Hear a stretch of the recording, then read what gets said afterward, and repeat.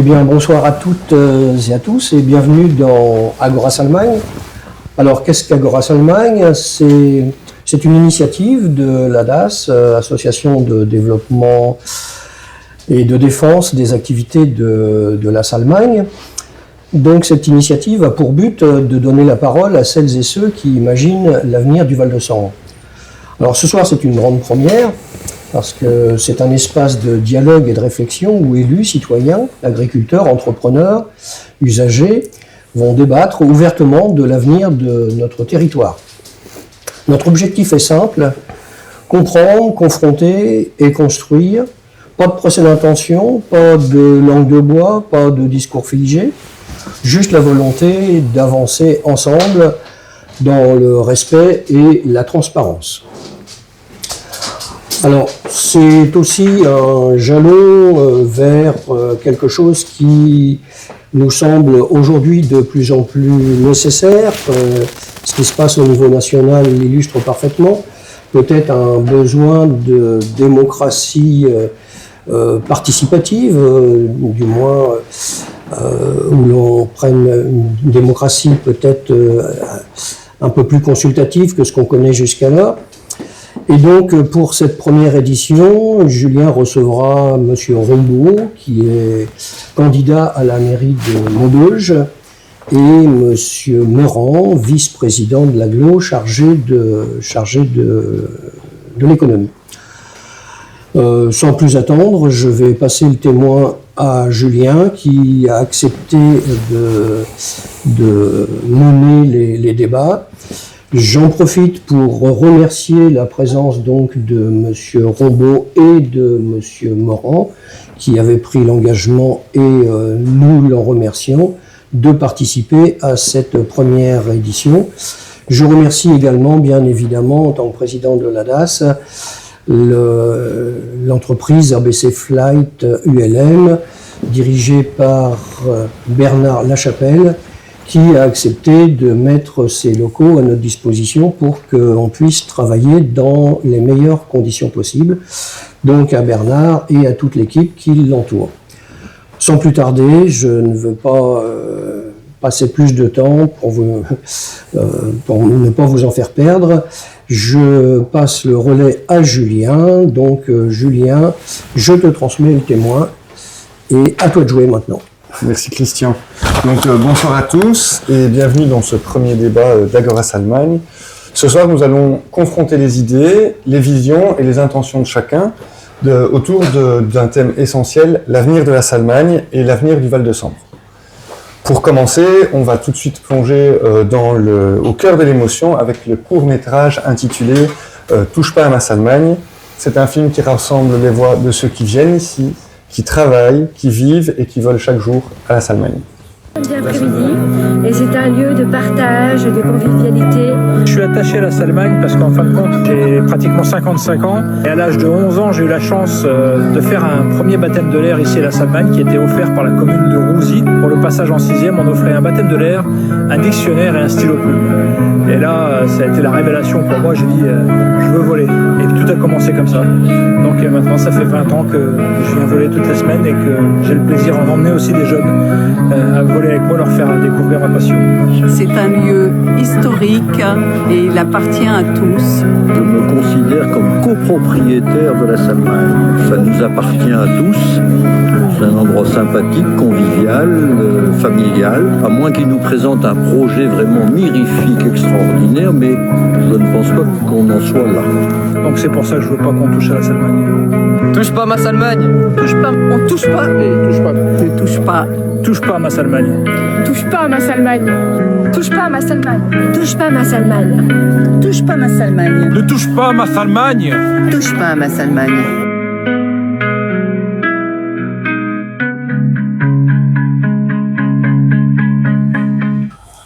Alors, on le voit, ce sont des images fortes au niveau des habitants, des pilotes, des agriculteurs, tous unis autour de ce message « Touche pas à ma Salmagne ». Cette émotion, on l'entend sur l'ensemble parfois du territoire du Val-de-Sambre, et ces images, elles ouvrent le premier chapitre de notre débat, l'avenir de l'aérodrome de la Salmagne. Alors, faut-il le préserver, le transformer, le déplacer, c'est notre question centrale aujourd'hui.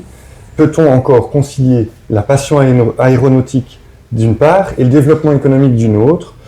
Monsieur Rombaud, qu'en pensez-vous? Alors, vous connaissez un peu mon avis. Déjà, la Salmagne, pour moi, c'est une part d'histoire. C'est-à-dire que l'histoire de l'aéronautique sur le Val de Sambre, elle date de 1794, le ballon de Fleurus. Bon. C'est-à-dire qu'on a le capitaine Coutel qui était un aérostat, qui construit le premier ballon au niveau du collège Coutel de Maubeuge. Puis on a eu les dirigeables, puis on a eu les pistes militaires avec les As des As qui étaient installés à Maubeuge. On avait 2 pistes au Pont-Talent. Et depuis 1937, je pense, nous sommes ici à la Salmagne. Bon. C'est un atout pour moi qui est extrêmement important pour le territoire. Et moi, je considère qu'il faut garder effectivement la Salmagne. Moi, je ne crois pas effectivement à une industrie à la Salmagne, tout simplement parce que nous n'avons pas de voie d'eau à côté. Nous n'avons pas d'électricité à haute tension avant, à mon sens, 10 ans. On n'a pas de voirie adaptée, on n'a pas de fibre optique. Donc finalement, moi je considère que l'avenir de la Salmagne doit être un avenir aéronautique, qu'il va falloir faire beaucoup plus que ce qui a été fait aujourd'hui, puisque certains projets d'ailleurs ont été entravés.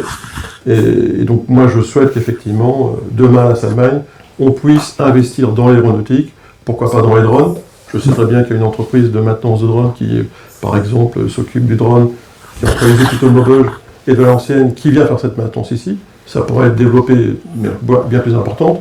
On peut construire aussi bien sûr des drones chez nous, et on peut aussi, pourquoi pas, assembler des ULM, construire un certain nombre d'équipements aéronautiques. Voilà. On a aujourd'hui un site qui est là, qui a son histoire. Moi, je souhaite effectivement le garder et le développer. Alors, je l'entends, vous êtes plus du côté de la préservation. L'agglomération, elle parlait au début du projet, je pense, de déplacer. Monsieur Meurant, vous en pensez quoi de tout ça? Alors, tout l'aspect historique, l'aspect, ce qu'on voit dans le film, des gens passionnés, des gens qui sont meurtris de savoir ce qui pourrait devenir de la Salmagne, j'y souscris complètement. Enfin, moi, je suis du territoire. Mon enfance, ma jeunesse, je suis venu en vélo à la Salmagne. La Salmagne, c'est quelque chose qui existe du territoire, et c'est un endroit qui a beaucoup d'affect, et ça, je ne le conteste absolument pas. Ensuite, à un moment, je vais vous raconter un petit peu le déroulé de l'histoire. C'est que on a été sollicité par le gouvernement pour essayer de trouver des sites qui pourraient servir à l'implantation d'industrie. Nous avons répondu, et nous pouvions répondre, à notre avis, de trouver des surfaces importantes pour développer de l'industrie que sur la Salmagne. Alors beaucoup d'endroits ont été évoqués. Alors ça, c'est un choix stratégique. C'est un choix d'élu qui fait qu'un jour, il a une vision pour son territoire. Elle est difficile. Il y a une dimension, parce que dans ce que l'on connaît à la Salmagne, il y a une dimension économique et une dimension humaine, la dimension qui est parue sur ce film. Et donc, à un moment, malheureusement, quel choix on fait, mais c'est pas un choix qui se fait dans l'indifférence et qu'on s'en va vers un long fleuve tranquille. C'est un choix difficile. Aujourd'hui, l'agglomération a estimé que l'on avait la capacité, si on utilisait la Salmagne, de mettre à disposition un site important pour de l'industrie. Nous avions même au départ, parce que nous avions des sollicitations sur des surfaces plus importantes, d'agrandir sur 140, 150 hectares, ce que nous avons abandonné, ou 120, ce que nous avons abandonné, parce que c'est difficile de trouver des terrains. C'est difficile. Chaque fois que l'on veut trouver un terrain, forcément que on contrarie. Alors ça peut être les agriculteurs, ça peut être les utilisateurs de la Salmagne, mais à chaque fois c'est quelque chose de difficile. Donc aujourd'hui, on a fait ce choix parce qu'on pense, évidemment, que j'ai beaucoup de renseignements que M. Rombaud n'a pas, sur les contacts que l'on a avec des industriels, d'accord, qu'aujourd'hui reste chaque semaine aujourd'hui, parce que, si vous voulez, le projet, la situation de la Salmagne aujourd'hui est connue et reconnue, à l'échelon local, régional, national, et les industriels aujourd'hui qui ont à investir s'intéressent à la situation de la Salmagne. Donc voilà. Alors après, si on ne le souhaite pas, si on ne veut pas faire de développement économique, on peut s'y opposer complètement. Après, c'est un dossier difficile. qui aujourd'hui évolue. Et donc, je pense qu'on aura l'occasion de discuter un petit peu des différentes évolutions de ce dossier. Alors effectivement, ça évolue. Au début, monsieur le président de l'agglomération avait parlé d'énormément d'emplois. Je pense qu'il y avait plusieurs milliers qui étaient évoqués. Vous y croyez encore? C'est encore possible aujourd'hui sur la Salmagne d'arriver à plusieurs milliers d'emplois? Moi, j'ai toujours été beaucoup plus prudent. D'accord. J'ai même insisté que sur la libération du mois de décembre, il soit indiqué 1000 emplois. Alors là, lorsque M. Bredou a évoqué ça, il est vrai qu'on a été sollicité. Il y a eu des sollicitations pour des entreprises de 2-3 000 emplois. C'est vrai, il y a eu des contacts. Mais ces contacts-là, de toute façon, se sont évaporés parce que les industriels qui veulent investir, quand vous leur dites que le terrain que vous avez, il sera peut-être disponible dans 4 ans, 5 ans, c'est compliqué à ce moment-là d'aller plus loin dans les discussions, sachant les incertitudes qu'il y a sur les études. Les études, c'est pas non plus quelque chose de facile, de gagner. On ne maîtrise absolument pas toutes les données. Donc, voilà un petit peu. Il y a eu des contacts. Aujourd'hui, moi je pense que sur le territoire de la Salmagne, envisager 800, 1000, 1500 emplois, c'est tout à fait possible. D'accord. Et donc pour vous, un scénario idéal, ici maintenant à la Salmagne, pour les 5 prochaines années, vous voyez quoi? Si vous voulez, le scénario, c'est qu'à partir du moment où le terrain est mis à disposition des industriels, ce n'est pas encore le cas, ce n'est pas encore le cas, tout dépend de l'industriel avec qui on signe. Quand on signe, alors soit qu'on reste maître du foncier, et là on fait un bail, soit qu'on cède et qu'on vend le foncier. Aujourd'hui, on serait plus pour garder la maîtrise de notre foncier. Après, l'industriel s'installe, il faut, je pense, encore 1 an ou 2, pour que l'industriel puisse s'y installer, le temps de faire les permis de construire, de se mettre, de batailler un petit peu devant les différents recours et les différents problèmes qui pourront exister lors du dépôt de permis de construire. Donc aujourd'hui, je pense que moi, ouvrir les clés d'une usine aujourd'hui, oui, on est certainement dans des délais aujourd'hui encore de 3-4 ans. D'accord. D'ouvrir. D'accord. Et sur un délai de 3-4 ans, Monsieur Rombaud, on a parlé, et en préparant le dossier, j'ai trouvé trace de ça aussi à plusieurs endroits, on parle de parfois 10 ans pour l'électricité, 10 ans pour la fibre. Alors, évidemment, on aime bien le voir sur le tableau. On n'a pas d'eau, mais on a la Sambre et les stations d'épuration. On n'a pas d'électricité. Aujourd'hui, on a des possibilités d'avoir d'électricité. Alors, tout dépend de la capacité et de la puissance que l'on veut. Si on veut 1 gigawatt, c'est 10 ans. D'accord. Si on veut 200 mégawatts, 200 ou 400, c'est 2 ans, c'est 3 ans. Donc les délais sont tout à fait acceptables. Vous n'avez pas, toutes les industries n'ont pas besoin d'1 giga. D'accord. Voilà. Il y a les industries, même par exemple, quand on parle, si on a besoin d'eau, parce qu'on a parlé à un moment de gigafactory, il y a des systèmes soit refroidissement par eau, soit refroidissement par air. Donc tout dépend de la technologie, tout dépend de l'industrie. Aujourd'hui, dire qu'on est dans un endroit où, enfin c'est vraiment de mauvaise foi, dire qu'on n'a pas de réseau routier, on a une 4 voies qui passe à 2 km, bon, qui va être liée au contournement nord et au Beuge, qui va être liée à la 4 voies qui est en route sur l'An, qui va être liée, nos amis belges s'y sont engagés, le prolongement sur Charleroi. On ne peut pas dire, enfin c'est un endroit, ça va être dans un carrefour routier. Oh, l'eau, on l'a. Alors la fibre, je pense que la fibre, je ne pense pas que ce soit un problème insurmontable, je n'ai pas de délai sur la fibre. D'accord. Monsieur Rombaud, vous, votre scénario idéal sur 5 ans. Monsieur vient de présenter le sien, vous, c'est quoi? Alors, déjà, je vais peut-être répondre sur la fibre. Moi, quand j'étais responsable réseau de Vallourec, du groupe Vallourec, on avait une usine en Écosse. Et on voulait augmenter le débit, à l'époque c'était du 10 mégas, on voulait monter. Et puis on nous présentait une facture de 250 000 €. Bon, on ne comprenait pas pourquoi. Parce qu'on appelait les frais d'accès au service. Et puis un jour, on a un ingénieur qui y va, puis il se rend compte que la fibre n'était pas, finalement, il n'y a pas eu de génie civil. Elle courait comme ça dans un chemin, dans un terrain vague. Bon. Donc il y avait 250 mètres à faire, pour 250 000 €. D'accord ? Donc on voit le prix que ça peut représenter pour faire 40 km de génie civil, donc ça serait extrêmement long, extrêmement coûteux, c'est pas ce que c'est que. Bon. Et donc moi, le scénario sur 5 ans, évidemment, ça n'est pas de... c'est de faire évoluer la Salmagne, bien évidemment.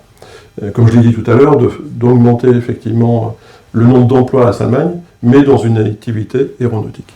Maintenant, pour moi, le scénario de dans 5 ans, de développement économique du territoire, parce que c'est de ça dont on parle. Si on parle d'abord d'industrie, moi je considère qu'on a effectivement des friches. Bon. On n'est pas d'accord dessus, bien évidemment, mais on a des friches de Sambre-et-Meuse, 17 hectares, effectivement c'est pas des grandes friches. On a 18 à 20 hectares à côté de l'Émeraude, mais on a surtout une quasi-friche. Et cette quasi-friche, pour moi, c'est malheureusement les cases de Boussois. Aujourd'hui, c'est 4 emplois. D'accord ? Il n'y a plus rien, ça n'a quasiment aucune chance de redémarrer. Et donc, on a 80 hectares où il y a tout. Il y a la voie d'eau, il y a l'électricité, il y a le chemin de fer, il y a les voiries. Voilà. Donc, si on veut effectivement faire un développement économique industriel sur le territoire, c'est là. Mais si j'analyse globalement, quelles sont pour moi les vraies solutions pour refaire redémarrer effectivement ce territoire, c'est pas uniquement l'industrie. Si je fais un petit parallèle avec ce qui a été fait dans le Valenciennois. Si on part en 1989, à l'époque, quand Jean-Louis Borloo arrive, eh bien, il y avait 37 000 habitants à Maubeuge, 37 000 habitants à Valenciennes. Il venait de 45 000. D'accord ? Donc la situation économique de Valenciennes était bien plus dégradée. Qu'a fait Jean-Louis Borloo ? Il s'est dit, la première chose à faire, c'était non pas d'aller chercher d'industriels, il l'a fait après. C'était effectivement d'abord de créer des emplois de service. D'accord ? Et donc les premiers emplois de service qu'il a créés, c'est des emplois low cost, parce que sa population était en difficulté. D'accord ? Comme nous on l'est aujourd'hui, c'est-à-dire avec une population principalement non diplômée. Et donc l'idée, c'était d'aller chercher justement des emplois du type centre d'appel. Bon. Donc il va chercher quelques centres d'appel, et puis il décroche, par exemple, en 1996, donc 5 ans avant l'implantation de Toyota, il décroche effectivement B2S. Bon. Et donc aujourd'hui, ça s'est appelé Comdata, ça s'appelle Connecta aujourd'hui, c'est 1500 personnes. Et toutes les entreprises autour, c'est 3000 emplois. Voilà. Donc moi je considère que si on veut redresser, relancer ce territoire, il faut utiliser nos atouts. Nos atouts, c'est effectivement une population jeune, dynamique, pas forcément effectivement diplômée. Et donc moi je considère qu'il faut justement encore utiliser nos friches. Moi c'est pour ça que je ne veux pas non plus détruire l'ancien hôpital de Maubeuge, je veux le transformer justement en hôtel d'entreprise pour y mettre des emplois de service, des emplois de type centre d'appel, mais pas seulement. C'est-à-dire qu'on a plein de jeunes aujourd'hui sur le territoire qui sont diplômés en informatique, Bac plus 3, Bac plus 5, en cybersécurité. Débouché, 0 sur le territoire. Et les entreprises qui peuvent les faire travailler, c'est mes clients d'aujourd'hui, c'est justement des pôles d'infogérance. Et donc dans ces pôles d'infogérance, on va retrouver des gens qui font du réseau, qui font de la sécurité, de la cybersécurité. Aujourd'hui, vu la situation dans le monde informatique qui est extrêmement compliquée, puisqu'aujourd'hui toutes les entreprises baissent leurs investissements, ils veulent des consultants qui soient des moutons à 5 pattes, eh bien le fait de baisser effectivement les coûts est quelque chose d'essentiel. Bon. Moi mon plus gros client, il avait un centre d'infogérance à Nanterre, maintenant il en a à Bordeaux, pour baisser les coûts. Bon. Je suis persuadé qu'on pourrait très bien en avoir un Maubeuge, et ça permettrait encore de baisser plus les coûts si nous avons des locaux peu chers, et bien sûr, on a la main-d'œuvre. Voilà, parce qu'au-delà des jeunes qui sont formés à l'IUT, eh bien, on a aussi, moi je le vois en porte-à-porte, beaucoup de gens très qualifiés qui sont experts en cybersécurité et qui ne peuvent pas travailler localement, qui travaillent en télétravail pour des boîtes nationales, voire internationales. Donc, il y a une capacité de développer notre territoire, et je pense que justement, ça passe d'abord par tout ce qui est service. Ça passe aussi par le fait, je suis un peu long, mais par développer, entre guillemets, l'emploi public ou parapublic. C'est pour ça que moi je souhaite garder le centre de Trianon, parce que ça dépend des élus, uniquement des élus. Je considère que déplacer l'emploi à Douchet-les-Mines n'est pas une bonne solution. Et en parallèle, moi j'appelle de mes voeux aussi la création d'une cuisine centrale intercommunale, justement pour qu'on n'achète pas à l'extérieur de la Sambre. Voilà. Aujourd'hui, par exemple, je prends le cas de Maubeuge, il y a 1200 repas par jour qui sont confectionnés à Onin pour justement derrière nos enfants, nos aînés. Voilà. Moi je considère que ces repas, on peut les fabriquer à Maubeuge pour nos enfants, pour nos aînés. ça créera également de l'emploi. Donc voilà pour moi la dynamique, c'est effectivement plein de sources d'emplois diverses et variées qui vont permettre effectivement de faire avancer ce territoire. D'accord. Alors j'entends bien que sur l'avenir du site de la Salmagne, il y a deux avis qui divergent. Il y a une transformation et un investissement de la part de M. Meurant, et de la part de M. Rondeau, il y a plutôt un développement qui se propose. M. Meurant, avant qu'on passe au thème suivant, est-ce que vous voulez réagir à ce qui vient d'être entendu ? Oui, un peu, oui. Parce que Jean-Pierre, il a cette faculté extraordinaire de trouver des friches et des hectares de friches. C'est redondant. On a perdu un petit peu les 50 hectares d'Usinor, mais on les a eu pendant un bon moment. Je suis passé de 3 à 18 quand même. Mais tu les as quand même perdu 30 hectares au fur et à mesure un petit peu oui, c'est ça. En tout cas, je dois vous signaler que lors d'un conseil communautaire, il y a quelques mois, j'ai affiché, et c'est public et c'est consultable, toutes les surfaces qui étaient disponibles et dont disposait l'agglomération. Donc quand on parle de, par exemple, c'est un très bon exemple, on parle de la Sambre-Meuse, Fény, il y a une vingtaine d'hectares, on va dire, on ne va pas chipoter, et aujourd'hui c'est un site hyper pollué, qui nécessiterait une intervention, vous voyez, la fourchette est large, entre 10 et 20 millions d'euros de travaux pour la rendre exploitable. De plus, en tout cas actuellement, le maire de Fény ne veut plus d'industrie dans sa ville, elle est complètement enfermée, ce site est complètement enfermé dans l'urbain, donc il n'en veut pas. Donc, par exemple, après, le site d'AGC, ça c'est nouveau, 80 hectares, alors là, il va falloir me montrer les plans, il va falloir en être propriétaire, il va falloir trouver. AGC, aujourd'hui, est propriétaire d'environ d'une vingtaine d'hectares, il en est propriétaire, il ne tient pas à s'en défaire, donc on ne peut pas utiliser les terrains privés d'une entreprise. Bon, il y a une partie dont on est propriétaire, c'est Grain Packaging, il y a environ 5-6 hectares, on est aujourd'hui en discussion avec des entreprises, donc on n'est pas inactif sur les zones qui seraient disponibles. Alors après, on peut amener des théories, bon, sur le numérique, sur la fibre. Bon, écoute, si demain il y a une entreprise qui veut s'installer chez nous, eh ben, s'il faut la fibre, les investissements seront faits pour avoir la fibre. C'est certainement pas un obstacle pour pouvoir installer une entreprise. Après, quand tu parles de Valenciennes, la grande stratégie, j'aimerais bien rencontrer M. Borloo pour lui demander un petit peu si l'installation de Toyota, moi je pense, elle était conséquente à d'autres initiatives pour créer des emplois sur Valenciennes. En tout cas, il a bien fallu un moment qu'à Valenciennes, M. Borloo, sur Ronin notamment, on trouve 40, 50, 80, 100, 200 hectares pour implanter des entreprises. Donc, ce qui était fait à Valenciennes et qui était bon pour Valenciennes, c'est pas bon pour nous. Bon. Donc après, sur d'autres thématiques pour créer de l'emploi, écoute, on peut toujours dire qu'il n'y a qu'à, il n'y a qu'à ci, il n'y a qu'à là. Quand on est aux affaires, c'est beaucoup plus compliqué. On le voit, et juste exemple, on a quand même aujourd'hui développé à la Marlière, il faut que vous le sachiez, 40 hectares aménagés qui ont coûté environ 12 millions d'euros à la collectivité. Ok. Et aujourd'hui, on a une entreprise comme Enowa qui fait des bâtiments pour mettre des services, pour attirer des entreprises de services. C'est pas le seul. Il va y avoir la Foncière des Parcs qui va nous construire 2-3 bâtiments pour encore aussi attirer des entreprises. Il faut savoir que sur la Marlière, aujourd'hui, nous n'attirons aucune entreprise de l'extérieur. C'est bien beau vouloir créer, mais pourquoi ? Pourquoi ? Parce que ce sont les entreprises locales qui sont les premières intéressées pour se redimensionner, pour se retrouver dans des locaux plus attractifs pour leurs employés, pour avoir de l'efficacité et surtout pour l'emplacement. L'emplacement qui est aujourd'hui au bord de la 4 voies, on est rapidement Valenciennes. Vous savez que aujourd'hui, les heures de travail, quand vous emmenez une camionnette avec 3 gars, c'est important, quand les fournisseurs viennent, quand vous avez des livraisons. Donc la situation de la Marlière, c'est une situation aujourd'hui qui a un grand attrait, mais qui n'a rien à voir, et donc qui est là, proche pour faire des services, si les entreprises venir. On a tout ce qu'il faut pour les accueillir, mais c'est loin de nous donner la possibilité, comme l'a fait Valenciennes, d'attirer un industriel conséquent, important. Si on arrive à le faire, c'est parce qu'on a les hectares qu'on a la situation. J'ai répondu, je crois. Mais J'ai fini. Je peux apporter un petit complément? alors, il va falloir. Le but, c'est pas que l'émission dure 2 heures non plus.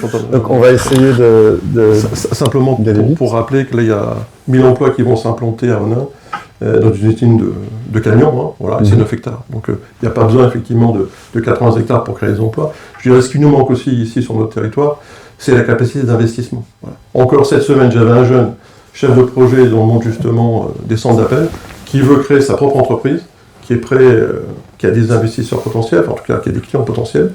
Ça peut créer 50 emplois en centre d'appel, d'accord? Ce qui lui manque, c'est des investissements. Voilà. Et le problème chez nous, c'est qu'on n'a pas de capacité d'investissement. Il faudrait créer une société publique locale, donc un fonds d'investissement d'agglomération, pour investir dans l'entreprise. Voilà. Ça, c'est un des outils. Il faut toute une trousse à outils si on veut effectivement attirer les entreprises, comme d'ailleurs avoir un cabinet parisien. Il ne faut pas compter sur les autres, il faut compter sur nous-mêmes. D'accord. On parlait tout à l'heure de la dimension humaine. Monsieur Meurant expliquait que la Salmagne, c'était aussi, qu'on avait mis en lumière la dimension humaine. On va encore le faire ici avec une deuxième vidéo sur laquelle nous allons rebondir. C'est une vidéo de la Marche Blanche qui a réuni des habitants, des élus, des familles, des personnes qui sont venues du territoire et parfois aussi d'ailleurs. On va regarder ces images ensemble.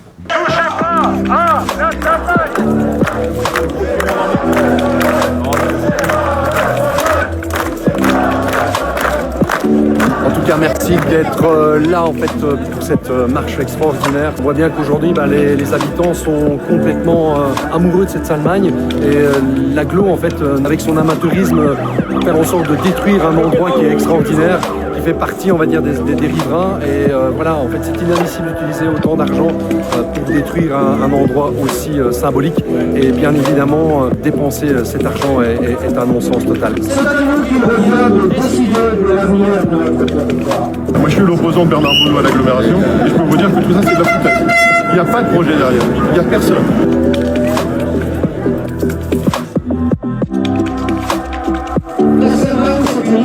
Je suis, tu es, nous sommes la Salmagne. Le béton, c'est non, non, non.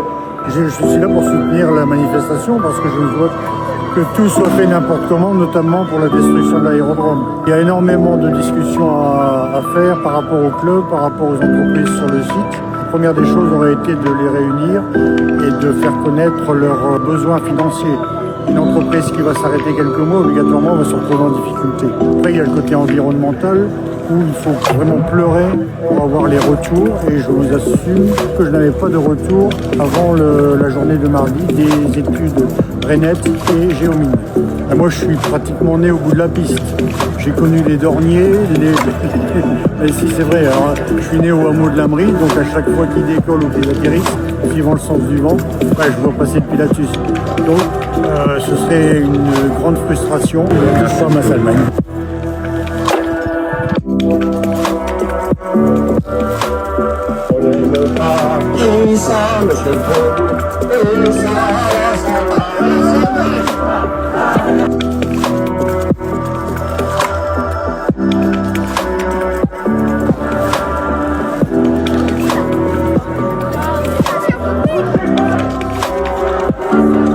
Ma présence aujourd'hui, c'est pour défendre la Salmagne. J'ai été le premier élu à assister aux réunions de la Salmagne. J'ai été le premier. Aujourd'hui, notre territoire est en difficulté. Et si on continue comme ça, on va le détruire complètement. Aujourd'hui, notre problème, je viens de le dire, c'est qu'on est complètement enclavé. On abandonne tout. On laisse comme ça les territoires, les anciennes usines, on laisse à l'abandon. Et puis allez, on continue comme ça. Et le poumon vert de la Salmagne, on veut le détruire. Moi, je ne suis pas d'accord. Je suis très attachée à la Salmagne. J'emmène les enfants de CM2 pour leur entrée en 6e chaque année. Je suis élue depuis 30 ans. Mes enfants ont passé leur brevet d'initiation aéronautique. Ma fille a eu un saut en parachute offert par l'AGLO pour sa récompense au résultat du brevet d'initiation aéronautique.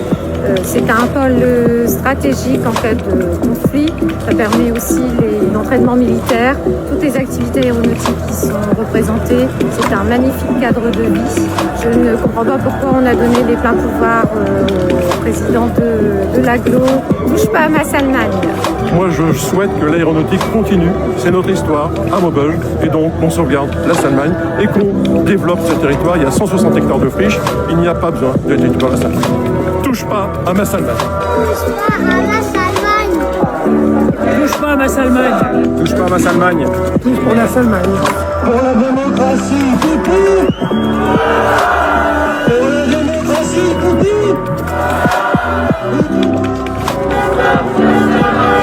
Les opposants projet, soi-disant projet de la Salmagne dans les criminels. Alors je vous l'annonce haut et fort aujourd'hui, forte hausse de la criminalité à Maubeuge. La Salmagne, je suis seul de la Salmagne. Vous êtes pour la destruction de la Salmagne? Non. Bien sauter en parachute là-bas. Ah ouais, là, nickel. Ben monsieur aimerait bien sauter en parachute ici, donc c'est parfait. Si vous êtes pour la destruction de la Salmagne, non, il faut bien conserver la Salmagne, c'est un patrimoine de Maubeuge.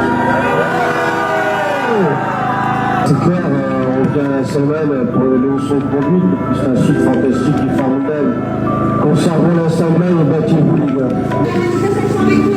Ah, c'est bien, nickel, et vous foutez à ça,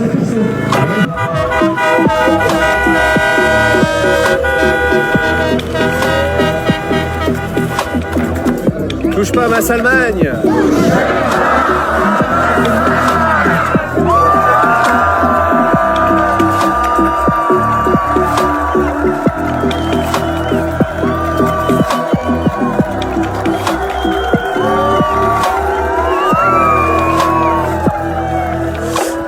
Alors, sans rebondir, ou alors pas tout de suite sur les propos qui ont été tenus dans la vidéo qui, d'office, puisqu'elle filme des opposants au projet, sont un peu dirigés.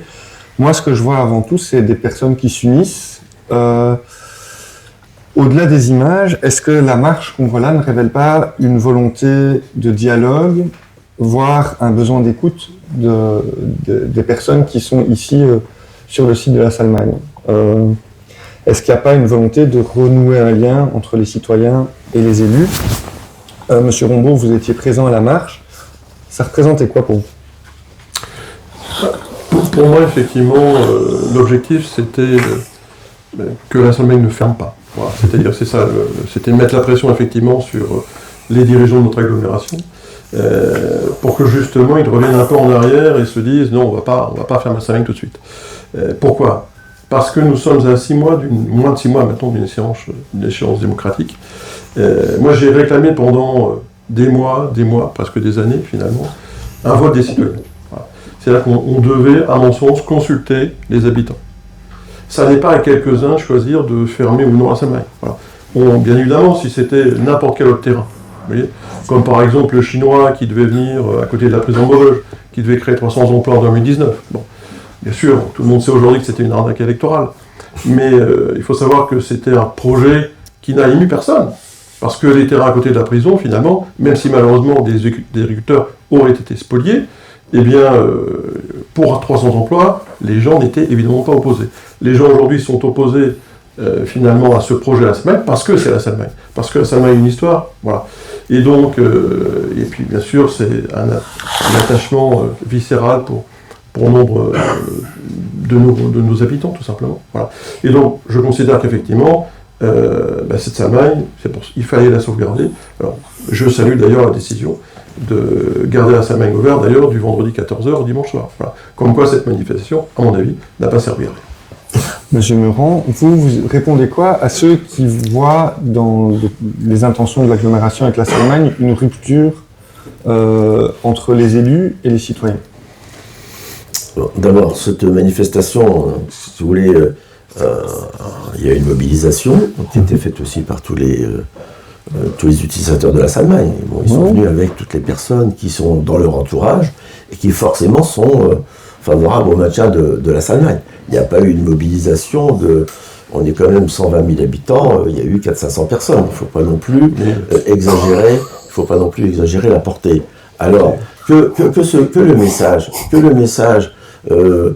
si vous voulez, de dire, voilà, on ferme la Salmagne, c'est un lieu historique, etc.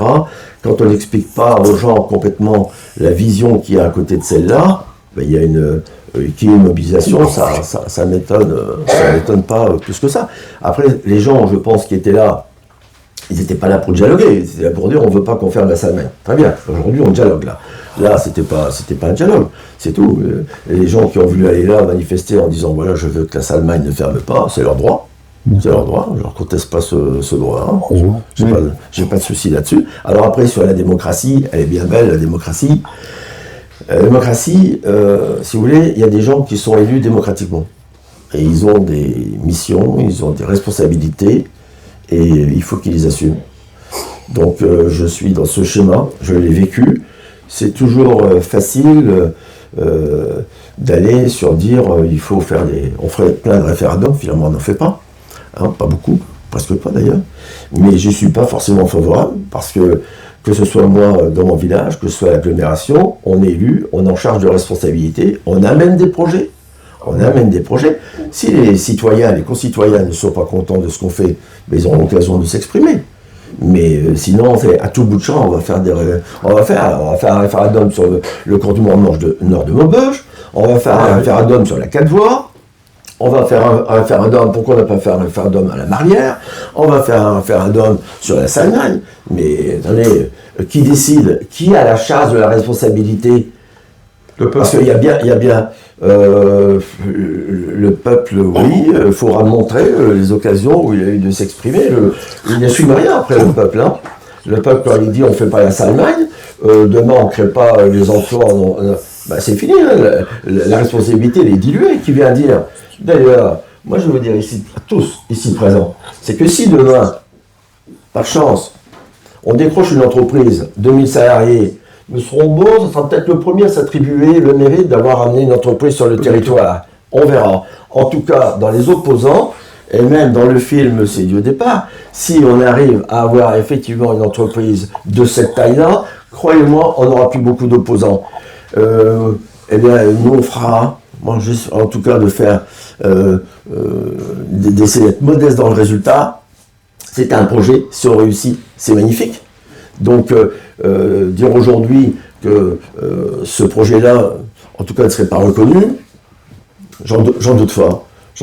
Donc, la population, ben oui, on lui propose ce projet-là.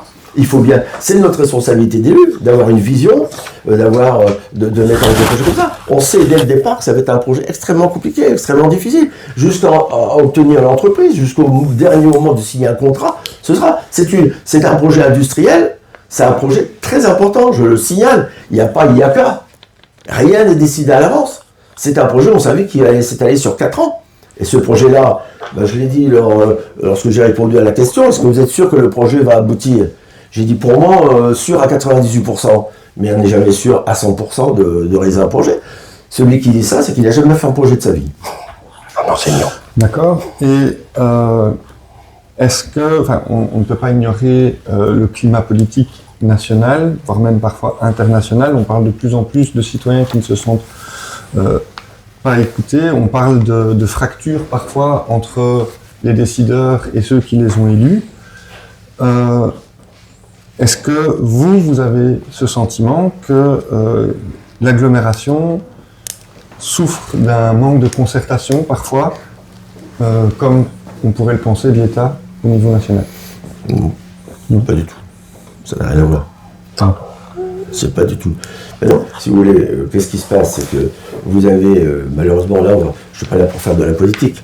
Hein. Je pense que il faut bien savoir qu'au niveau de la direction de l'agglomération, toutes les tendances politiques sont unies sur des projets. On n'est pas en train, il n'y a pas de guéguerre politique au niveau de l'agglomération. C'est un territoire, c'est assez rare à signaler.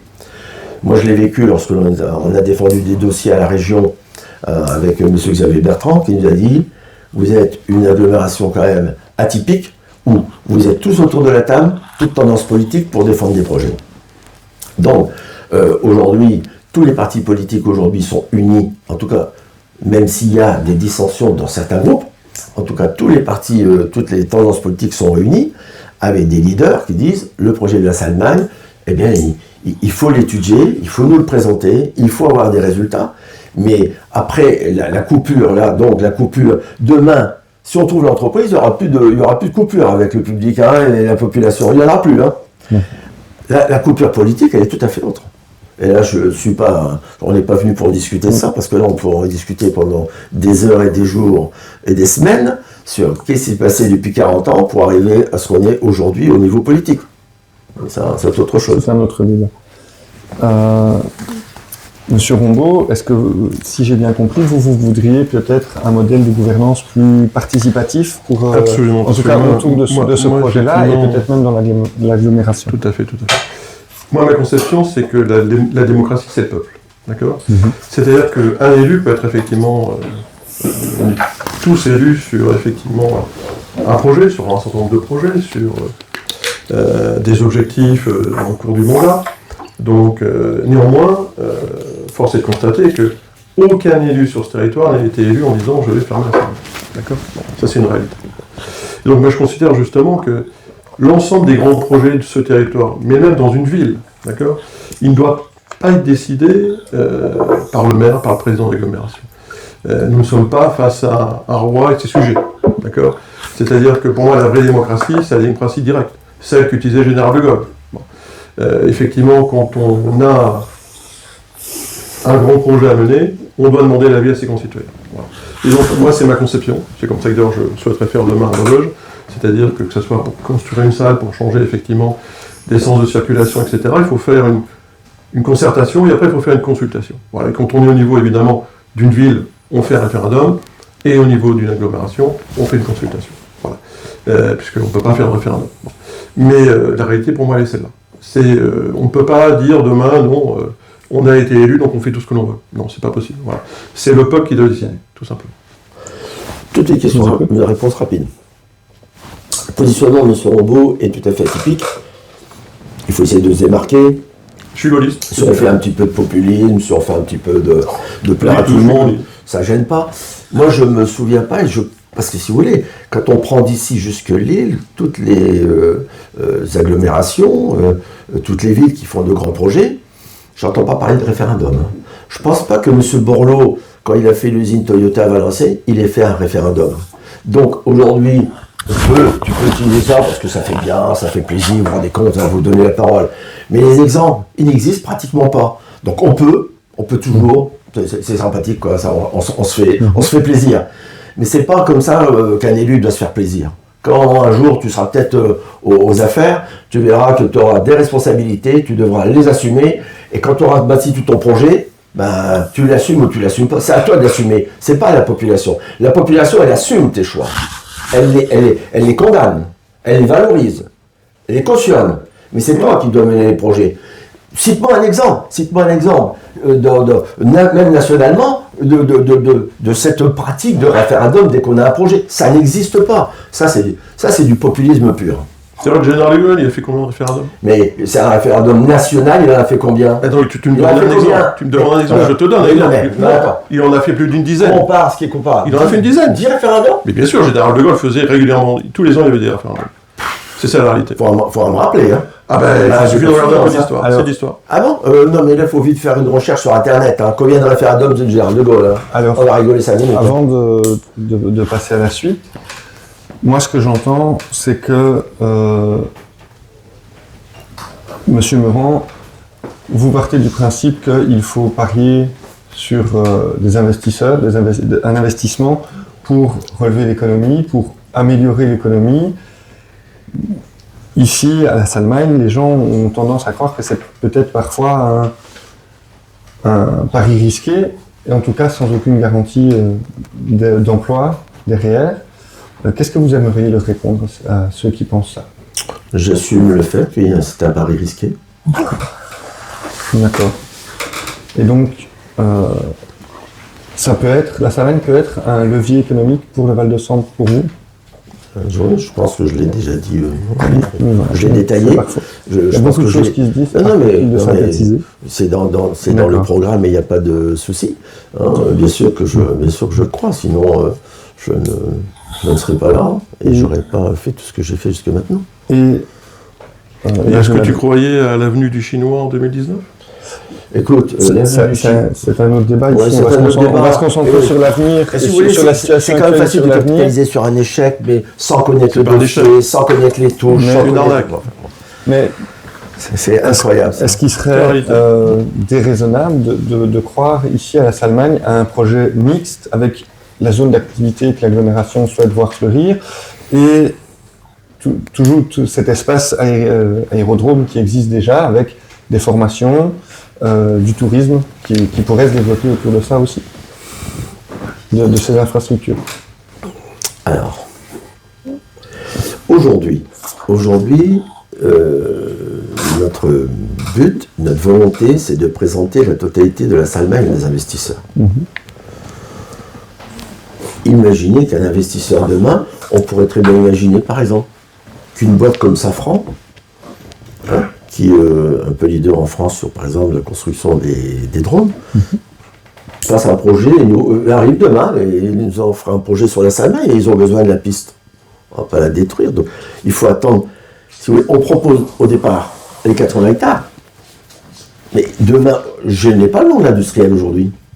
Aujourd'hui, on utilise, mais c'est impossible autrement. Aujourd'hui, comme je l'ai dit tout à l'heure, comme le terrain commence à être reconnu régionalement, nationalement et même internationalement, donc on attend, on a. Encore la semaine dernière, il y a eu un industriel qui s'est intéressé à notre terrain. Mais bien sûr qu'on est ouvert à toutes les solutions. Il est évident que si moi demain, un industriel vient, imaginons Safran, il a besoin de 40 hectares et il laisse 20-30 hectares pour l'aéronautique, on n'est quand même pas des fous furieux quand même. On ne va pas empêcher la Salmagne de vivre si à côté on a l'investisseur. Mais au départ, se couper une partie de notre capital de possibilités, parce que certaines installations, par exemple, ne sont pas compatibles avec une activité aéronautique à côté. On l'a vu, ça nous a été fait, on nous en a fait la remarque. Donc si au départ, on dit on veut absolument maintenir l'activité aéronautique, ça veut dire qu'on se coupe de possibilités de certains investisseurs. Donc on fera, maintenant on est plus dans la logique inverse, on propose et on ajustera selon les propositions des investisseurs. Alors, je vais me permettre, pour aborder le prochain thème, de rebondir sur ce que vous dites. Pourquoi ne pas conserver la Salmagne si un investisseur est prêt à le faire? Mais quand on voit il y a pour le moment des fouilles archéologiques qui sont sur le site, on va voir une vidéo là-dessus par l'Institut national de la recherche archéologique préventive, l'INRAP. 582 000 euros, les chiffres parlent de 582 000 euros pour creuser les tranchées d'après Suarez. Une destruction des drains et une crainte réelle des usagers de voir que le terrain, s'il pouvait être conservé après, serait devenu inutilisable. On va regarder la vidéo et après je vous...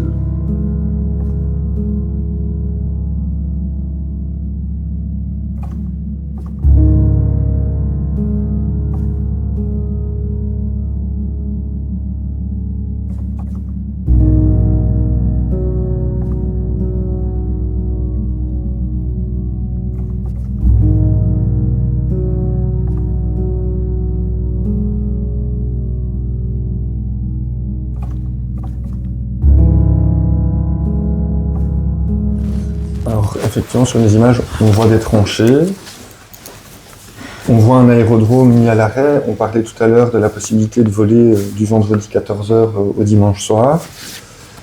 Les travaux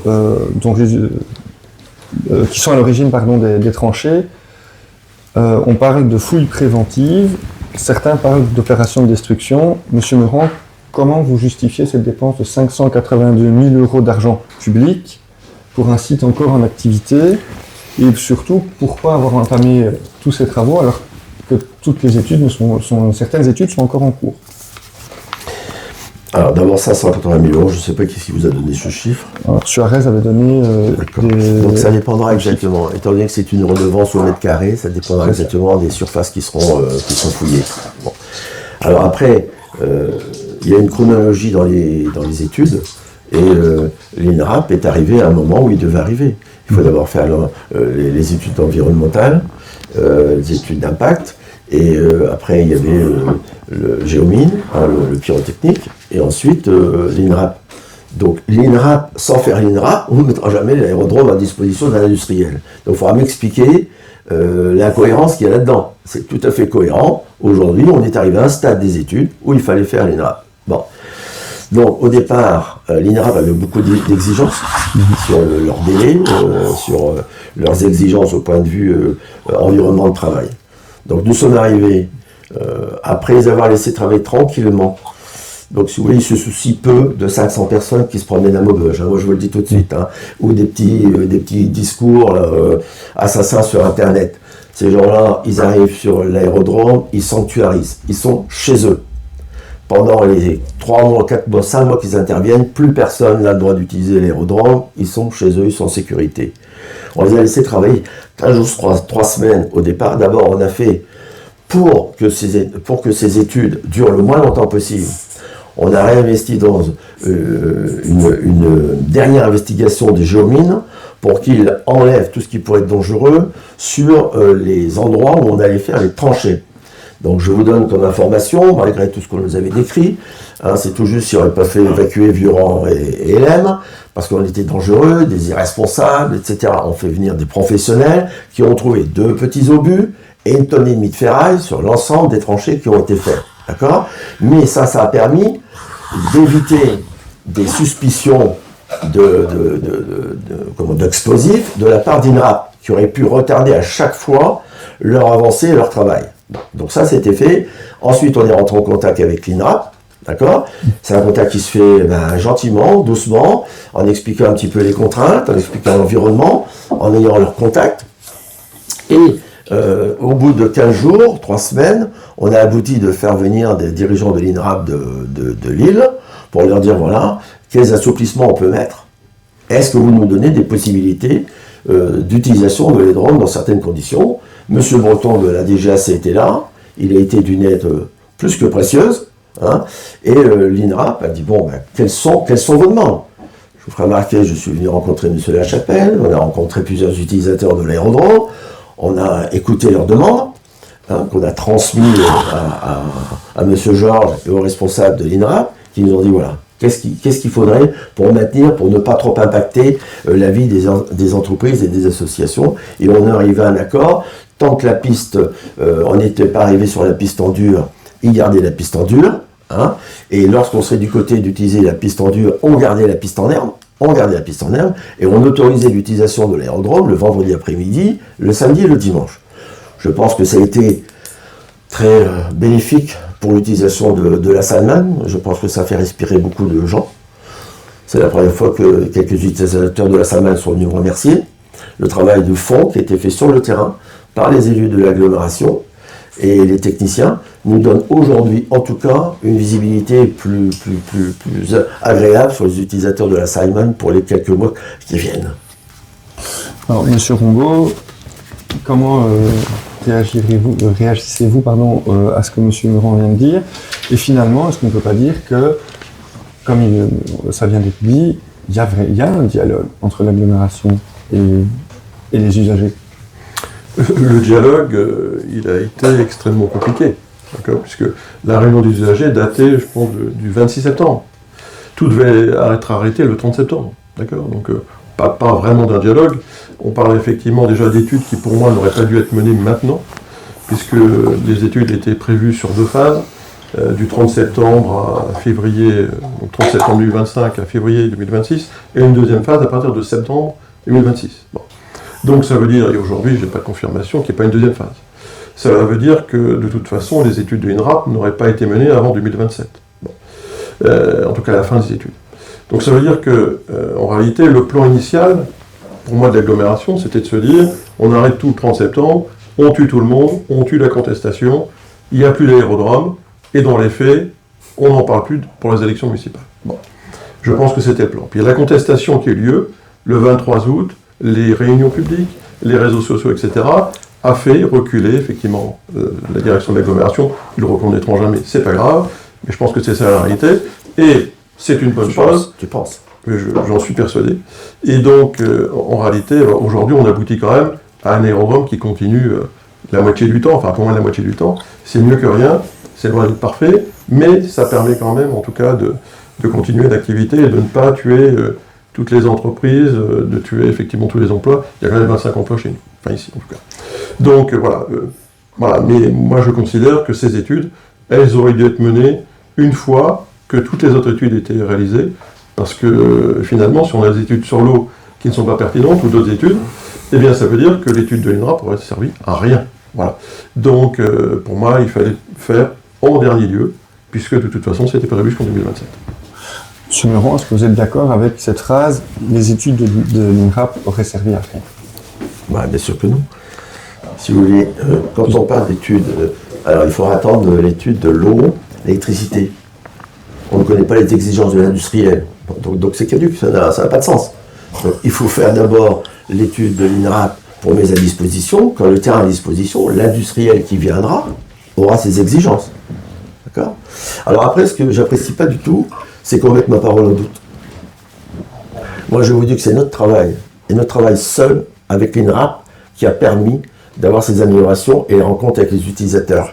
On ne fait pas des suppositions. Moi, je suis chef d'entreprise depuis 50 ans, je suis élu depuis 40 ans. J'ai géré une entreprise pendant plus de 45 ans. J'ai d'une notoriété sur le territoire, je pense, qui n'est entachée de rien. D'accord ? Et donc, quand je m'exprime et que je dis que c'est notre travail en profondeur, qui n'avait pas été fait suffisamment, mais tant que l'INRAP n'était pas sur le terrain, on ne pouvait pas le faire. Lorsque Stéphanie Soares et Ludovic Fonck ont négocié avec l'INRAP à Lille, ça n'a pas été accepté. La seule chose qui a été acceptée par l'INRAP, c'est de dissocier, de garder la piste en herbe en 2025. D'accord ? Ça a été accepté il y a déjà 3-4 mois. Donc surtout pas grâce à l'influence d'une petite manifestation et des réseaux sociaux. Donc Stéphanie Soares et Ludovic Fonck ont obtenu le maintien de la piste en herbe qui est essentiel pour l'aérodrome. Ensuite, sur le terrain, nous avons obtenu des améliorations grâce aux discussions et puis de la compréhension de l'INRAP, de la situation, de ce qui se passait, des contacts qu'il avait. On a une personne sur les drones, Stéphane, qui est là et qui a le contact avec les utilisateurs et l'INRAP. Dire qu'il n'y a pas de contact, qu'il n'y a pas de dialogue, c'est faux. On ne peut donner les informations que quand on les a. Il y a 2 ans, tout le monde voulait déjà savoir le nom de l'entreprise, quoi. Voilà, sans études, sans rien. Donc la logique de l'agglomération, on fait les études en temps, en heure, on dit un dialogue, on améliore comme on peut. Et aujourd'hui, ce qui reste en suspens, c'est la piste en herbe pour 2026. Aujourd'hui, je n'ai pas de réponse. J'espère les avoir dans les semaines à venir, et on fera une réunion des usagers pour communiquer sur le destin de la piste en herbe. Donc c'est ça la vérité. Uniquement la vérité, c'est pas un homme politique qui fait des supputations, qui se prend par de temps en temps. Pour Général de Gaulle, c'est extraordinaire, ça j'ai oublié de te le signer. Il y a la stature, mais que ça. Donc, oui, tout à fait. Donc aujourd'hui, je ne permets pas de mettre en doute mes propos vis-à-vis de la population et vis-à-vis des utilisateurs. C'est tout. Tu n'as pas compris, je ne mettais pas en doute tes propos. Je disais que c'est parce que justement il y a eu une mobilisation que le travail a été fait. Voilà, c'est ça que j'ai dit. Je n'ai aucune influence. Les réseaux sociaux, pour moi, c'est inconnu. Les réseaux sociaux, pour moi, c'est inconnu. Et comme c'est inconnu, c'est pour ça qu'en conseil communautaire, tu m'as dit ce qui avait été dit. On me le raconte un petit peu. Bien sûr. Alors, raconte un peu. Ah oui, voilà. Alors, tu peux regarder aucun réseau social sur mon téléphone. Avant de passer à la dernière étape de notre débat, qui sera les questions du public, vous parlez, Monsieur Meurant, qu'il va y avoir des travaux. Maintenant, ils sont en cours sur la piste en herbe. Plus tard, ils seront en cours sur la piste en dur. Si une entreprise souhaite conserver l'aérodrome de la Salmagne, est-ce que l'on peut garantir que les dégâts, entre guillemets, qui sont apportés aujourd'hui au terrain pourront être réparés? Est-ce que ces fouilles ne peuvent pas compromettre un avenir pour l'aérodrome de la Salmagne? Alors, il faut savoir que la piste en dur ne sera pas de toute façon touchée par les fouilles. Donc, restera toujours la piste en dur. Aujourd'hui, la piste en herbe est un enjeu. Il est un enjeu, et d'ailleurs, on aura peut-être l'occasion de solliciter les utilisateurs de la Salmagne. Monsieur Boulanger vous serait peut-être sollicité, pour savoir exactement les travaux qui ont été faits sur la piste en herbe, pour voir aujourd'hui si ça a un sens, si véritablement c'est censé de la travailler, de la fouiller. Il y a des travaux qui ont été faits de façon importante sur la piste en herbe, lorsqu'elle a été mise en place, et donc l'INRAP n'est pas sourd à ce dialogue. Ils nous demanderont certainement d'apporter des preuves, des justifications. Pour nous battre aujourd'hui pour maintenir la piste en herbe, c'est un enjeu pour nous et un combat pour nous, un combat gentil, hein, évidemment, avec l'INRAP, un débat de trouver la solution la plus adéquate, la plus rationnelle, la plus objective. On ne va pas détruire la piste en herbe si ce n'est pas nécessaire, si on n'est pratiquement sûr. Alors, ça dépendra de deux choses d'abord. De tout ce qu'il y aura à trouver autour de la piste en herbe, bien sûr, hein, et après, de la piste en herbe en elle-même, ce qui a été fait. Je donne aujourd'hui aucune garantie. Aucune garantie, c'est en débat, c'est en discussion. C'est notre travail de fond, et qui est fait non pas, Monsieur Rambaud, parce que vous avez manifesté la moindre chose, on le fait parce qu'on doit le faire. C'est notre sens des affaires, notre sens des responsabilités, et surtout les miennes. Alors, je remarque que tu as évolué depuis le 26 septembre, parce que le 26 septembre, tu as dit l'inverse, c'était pas possible, que la piste en herbe serait fouillée. Donc, c'est très bien, c'est une aventure. Mais c'est pas moi qui évolue. Moi qui évolue. Il y a eu un argument justement d'un utilisateur qui pointait le fait qu'il y avait eu des fouilles jusqu'à 2 mètres. Un dossier. C'est bien d'avoir écouté. C'est bien d'avoir écouté. Je te remercie de ton petit compliment. Mais évidemment qu'on est là pour écouter, pour analyser, pour évoluer. C'est ça la vie d'un dossier. Un dossier de cette nature-là, au fur et à mesure des avancées, on s'adapte. C'est-à-dire qu'on n'est pas buté, bordé, et qu'on est capable d'avoir une ouverture d'esprit qui permet de faire avancer les choses.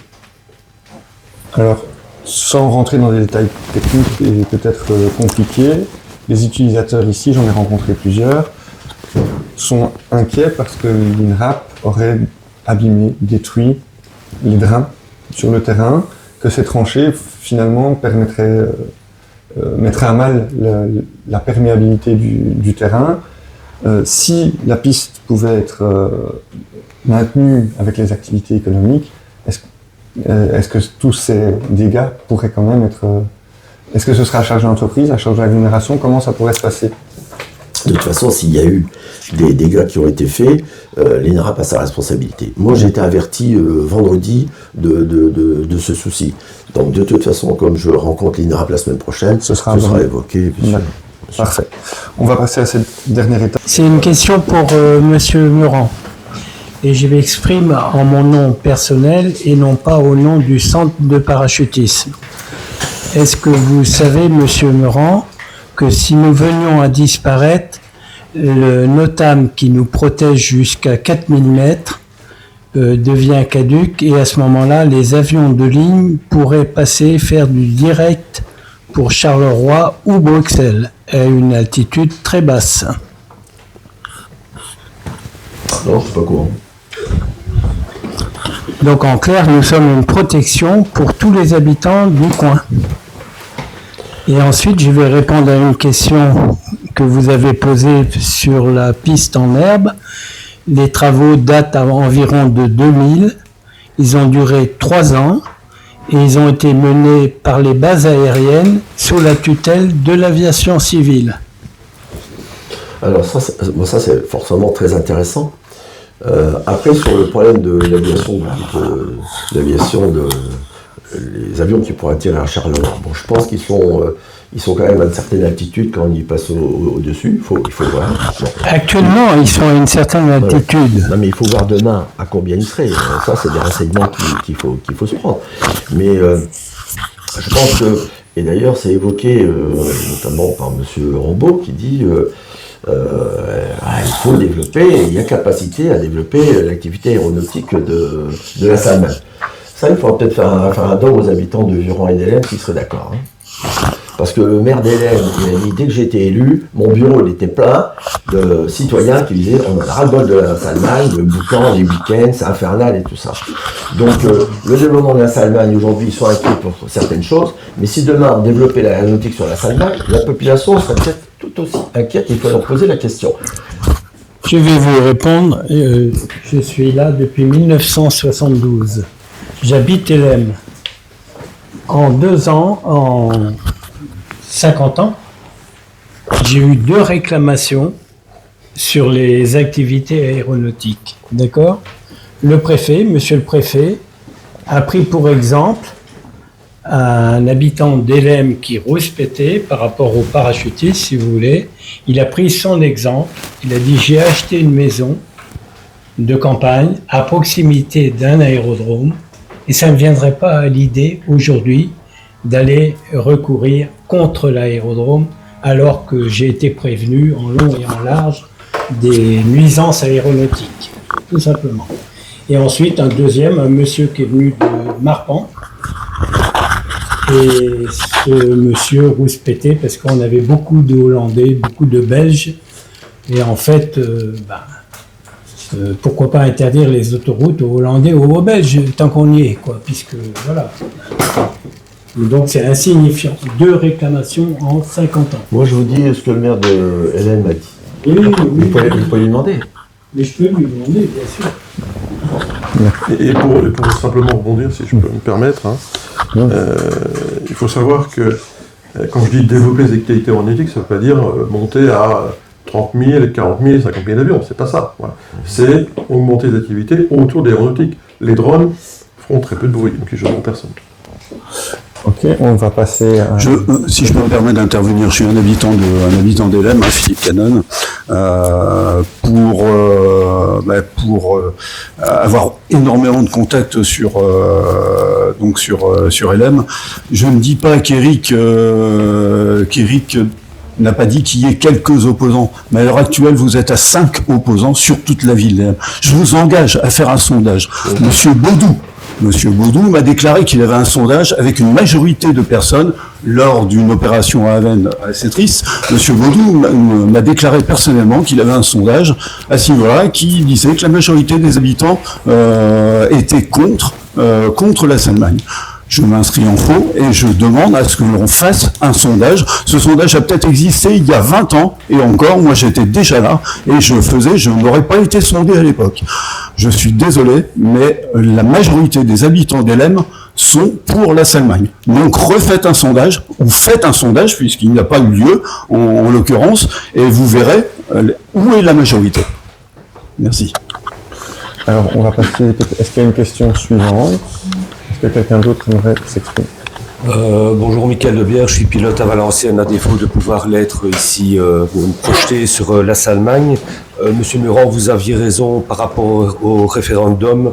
Il n'y a pas eu 10 référendums, mais 9 référendums qui ont été organisés sous la Ve République. Voilà.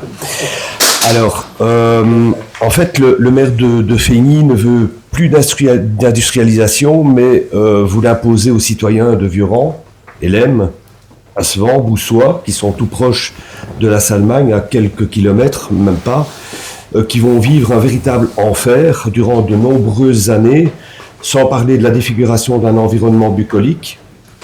Que dites-vous, Monsieur Meurant, justement, à ces citoyens? L'avez-vous expliqué à ces citoyens ce qui allait se passer? Si vous voulez, aujourd'hui, on voit des zones industrielles qui se construisent ailleurs, notamment à Valenciennes, ça a été cité. On ne peut pas dire aujourd'hui que les zones industrielles d'aujourd'hui ressemblent à celles d'il y a 50 ans. Quand vous avez une surface, par exemple, de 30-40 hectares, il y a un coefficient d'artificialisation et de construction. Le reste, vous avez, doit être arboré, doit être mis en verdure. Donc, certainement qu'aujourd'hui, on peut avoir une crainte, mais quand vous dites on ne peut pas comparer la situation de Sambre-Meuse en plein cœur de ville et la situation de la Salmagne. Bon, si c'est arboré tout autour, je veux dire, les habitants, pratiquement, ils ne verront pas qu'il y ait une industrie ici. Il faut voir l'installation comment elle sera faite, mais ce n'est pas pour moi un argument porteur de se dire, attendez, alors quand on vient à la Salmagne, qu'on la survole, je suis d'accord avec vous, c'est un endroit magnifique.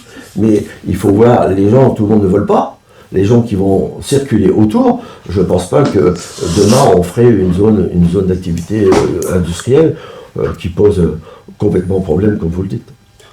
Vous devriez vous intéresser aux citoyens proches du data center de Google à Beaudour, ce qu'ils ont vécu pendant de nombreuses années et à plus de 10 km à la ronde. Voilà, merci. Est-ce qu'il y a une dernière question? Vous parlez de l'environnement autour des habitants. Je suis moi-même habitant de Vieuxrand. Récemment, j'ai signé un acte de vente notarié dans la région.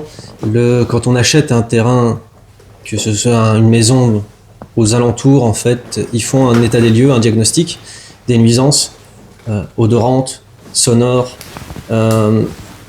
diverses activités économiques et professionnelles.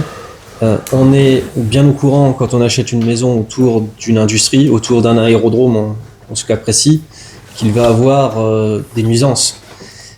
Maintenant, on n'a pas signé, et je parle au nom des habitants de Vieuran, on n'a pas signé pour une nuisance sonore autre que l'aéronautique. Maintenant, quelle garantie, vous allez me dire, on ne peut pas garantir le niveau du son puisqu'on ne connaît pas l'activité que vous voulez, qui serait implantée sur le territoire, mais il faut penser aussi à ces personnes-là où on va leur imposer des nuisances alors qu'il y ait une dévaluation des biens, des maisons ou autres. Qu'est-ce que vous leur dites à ces personnes-là? Il y a des normes aujourd'hui. De toute façon, une installation industrielle, un industriel doit respecter des normes, que ce soit au point de vue brique, que ce soit au point de vue poussière, que ce soit à tout point de vue. Et quand vous parlez de la dévalorisation de l'immobilier, alors là, je vous dis, ça peut être tout à fait le contraire. Hein. Parce que si vous amenez une entreprise de 1000 salariés, il va y avoir une pression sur l'immobilier qui risque plutôt de faire monter les prix que de les faire baisser. On parle de choses qu'on ne maîtrise pas. En tout cas, ce qu'on peut maîtriser, ce qu'on dit qu'on maîtrise, c'est les nuisances. On ne fait plus. Un industriel ne s'installe plus comme ça impunément pour mettre des nuisances dans l'environnement sans avoir des contraintes importantes. Il n'y a qu'à aller voir l'Adréal, comment ils sont. Oui, mais après, il y a toujours on va toujours trouver une exception. On va toujours trouver un moment. Mais globalement, aujourd'hui, et vous le savez très bien, hein, parce que lorsque vous estimez ou chacun estime que c'est pas conforme, il va au tribunal administratif, il fait valoir ses droits, il fait valoir, et les juges sont assez scrupuleux pour regarder un petit peu les réclamations qui sont faites et si tout a été fait dans le bon sens. Donc, voilà. Est-ce que vous avez déjà été sur la zone du Havre? Est-ce que vous avez déjà vu ce que c'était que des industries lourdes? Je travaille dans les milieux pétrochimiques, chimiques, de l'industrie très lourde. La nuisance sonore, les nuisances odorantes, c'est le vent qui les porte, c'est beaucoup de choses. Les habitants qui sont autour, qui se sont développés à côté, on entend parler maintenant aussi des habitants qui ont acheté des terrains à pas cher autour des aéroports nationaux, qui se plaignent des nuisances sonores. Ces terrains-là ne valent plus rien, malgré qu'il y ait de l'emploi à côté. Écoutez, on peut tout imaginer, on peut toujours craindre. Si on ne prend aucun risque, on ne fait rien. Aujourd'hui, il y a des industries qui s'installent partout. Et le problème, il est le même partout. Ce sera à nous à prendre en considération ces problématiques-là pour ne pas accepter n'importe quelle industrie. Et à ce moment-là, certainement, de dialoguer avec les maires, avec l'environnement. C'est une décision qui sera prise par l'ensemble des politiques. C'est pas Jean Meurant ni Bernard Baudou qui va décider quoi que ce soit sur la Salmagne. Ce sera voté en conseil communautaire, qui a la compétence économique. Donc attendons d'avoir un grand industriel qui vienne et on verra à ce moment-là. Si vous voulez, si on voit tout en noir, de toute façon, il peut y avoir des filles. Quand vous regardez le gars du Havre, le Havre, bon là, on est sur un port qui a des industries chimiques. Oui, enfin, il faut comparer ce qui est comparable, il ne faut pas avoir le même environnement, quoi. Il y aura une sélection. Bien sûr, évidemment.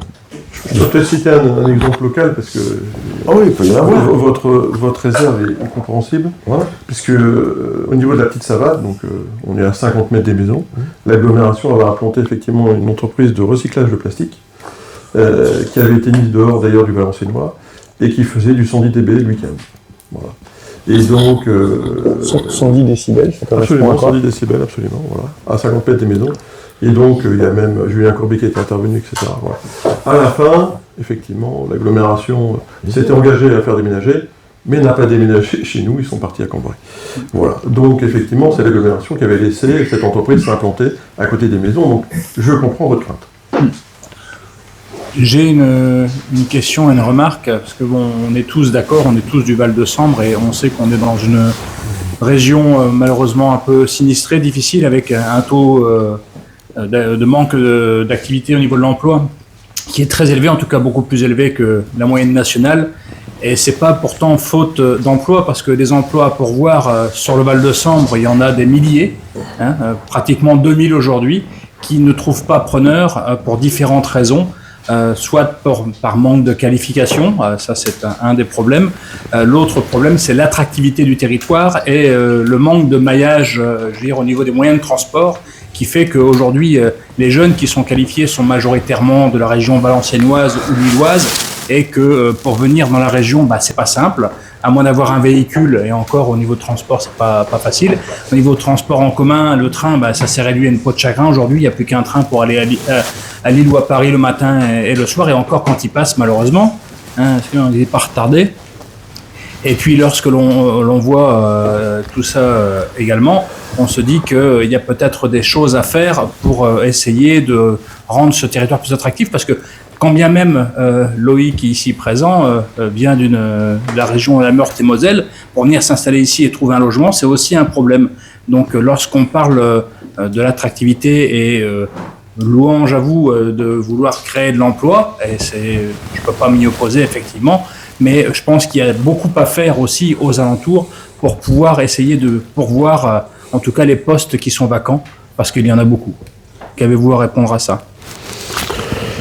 Sur les postes vacants, évidemment, il faut faire un état précis des différents domaines.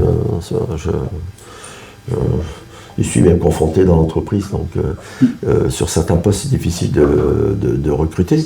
Après, aujourd'hui, je constate quand même que beaucoup de nos jeunes qui vont être sur le mauvais jour vont partir sur Valenciennes ou sur Lille. Je l'ai vécu aussi pour des gens qu'on a eu en alternance, et hop, qui s'en vont.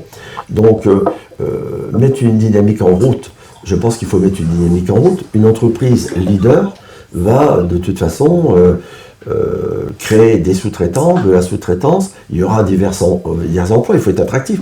Aujourd'hui, cette problématique-là, elle est nationale. On est d'accord, elle est nationale, elle est partout. Je suis d'accord avec vous, elle est nationale, elle est un peu plus importante ici dans le Val de Sambre. Et Dixit, Monsieur Baudou, le fait de créer une société qui générait des millions d'emplois ici permettrait de remettre, je reprends ce propos, remettre ces gens aujourd'hui qui sont dans l'inactivité à l'emploi. Malheureusement, les gens ici sur le territoire qui sont en tant que demandeurs d'emploi sont souvent des gens qui souffrent de manque de qualification, ou en tout cas qui n'ont pas les qualifications requises pour les emplois qui sont à pourvoir. Mais c'est un enjeu. Alors déjà, on ne sait pas l'entreprise qui va venir, d'accord ? Donc il faut savoir quand même qu'on a une antenne de l'université, une antenne de cybersécurité ici sur le territoire. On a quand même des lycées techniques. Donc on ne peut pas dire qu'on est complètement dépourvu de gens qui sont formés, des jeunes qui sont formés, de qualifications. Si vous voulez mener un projet comme ça, de toute façon, ce ne sont que des défis. Vous me dites, on manque de logement, oui. Mais demain, il y a ce projet-là. Vous voyez ce qui s'est passé sur Dunkerque. Dès qu'il y a eu l'amorce du projet sur Valenciennes, qu'est-ce qu'on a dit ? Le logement démarre, les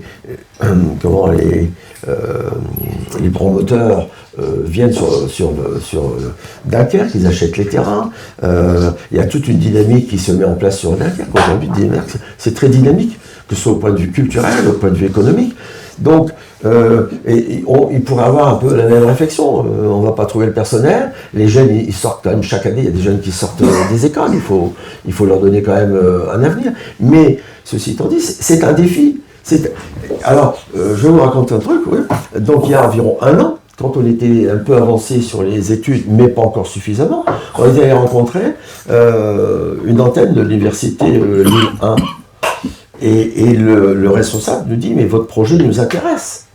Alors, on va bientôt pouvoir reprendre contact. Il dit « ça m'intéresse, on peut vous envoyer des étudiants qui sont en master ou même en doctorat, qui vont étudier toutes vos problématiques et de voir les pistes pour amener des solutions ». Donc, il faut s'entourer après de compétences, il faut s'entourer de gens. Mais c'est un défi énorme ce qui pourrait se mettre en place. Mais après, il y a la solution bien plus tranquille, et je ne serai pas là de bagarrer depuis des mois et maintenant bientôt des années. Je serais bien plus tranquille de dire, on ne fait rien, on laisse la situation comme elle est, à part quelques petits emplois de service qu'on pourrait mettre par-ci par-là. Je vois pas notre bassin de Sambre évoluer. Alors, quand vous dites les moyens de locomotion, les trains, moi j'ai cru entendre qu'il y avait plutôt quand même un renforcement un petit peu des trains, sans avoir les données, mais c'était évoqué même en conseil communautaire.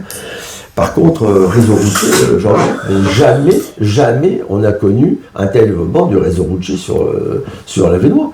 L'Avesnois, c'était le bout du monde. Quand de Lille, on parlait de l'Avesnois, pour aller à Avesnes, pour aller à Maubeuge, pour aller à Fourmies, c'est quelque chose. C'est la première fois, vous imaginez, on va être relié, en principe, évidemment que ça demande un certain temps. D'abord le contournement nord de Maubeuge, qui va faciliter tous les cheminements, que ce soit de la Belgique jusque Valenciennes, et la 4 voies qui va au nord. Donc, cette quantité d'infrastructures routières, en tout cas, est rare. Et on le voit, c'est indispensable pour installer de l'entreprise. Les gens, quand ils circulent, ils disent, bon, on veut bien, mais une 4 voies. On va mettre 10 minutes, un quart d'heure, et non pas une demi-heure, 3 quarts d'heure dans des petits chemins, etc. Mais bon, voilà. Donc, notre territoire est en train d'acquérir des atouts qui peuvent lui être profitables pour connaître un nouveau développement économique. Mais c'est un défi important, c'est plein de défis.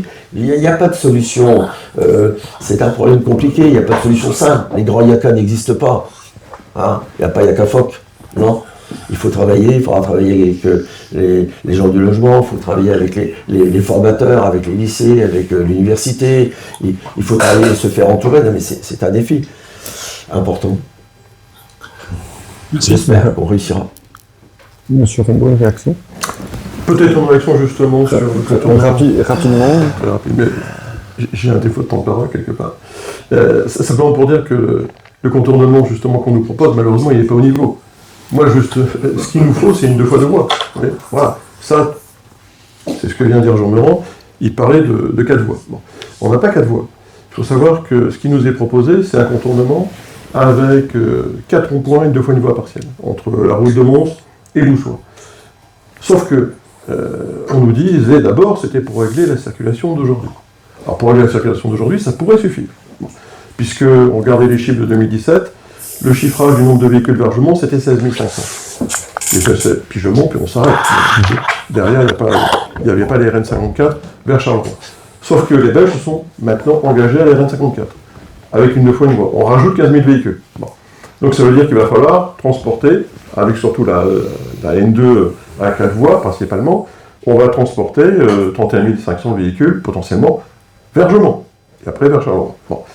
On a eu un changement aussi depuis 2017, puisque l'hôpital de Maubeuge est au niveau de la zone du lycée, on a l'IFSI qui s'installe aussi prochainement, donc ça veut dire que ce contournement va devoir supporter 30 000 véhicules. Bon. On voit bien qu'une 2 fois 1 voie, c'est 15 000 véhicules, ça ne marchera pas. Il nous faut, pour être réellement désenclavé, une 2 fois 2 voies sans rond-point. Maintenant, il faut regarder de nouveau, il faut mettre de nouveau le plan sur l'établi et faire quelque chose qui corresponde à quelque chose d'efficace. Voilà. Aujourd'hui, ce qui a été fait ne répond pas aux besoins puisqu'on a pris des vieux plans. Bon. Et à la fin, depuis ces vieux plans, il y avait un changement d'urbanisme. Bon.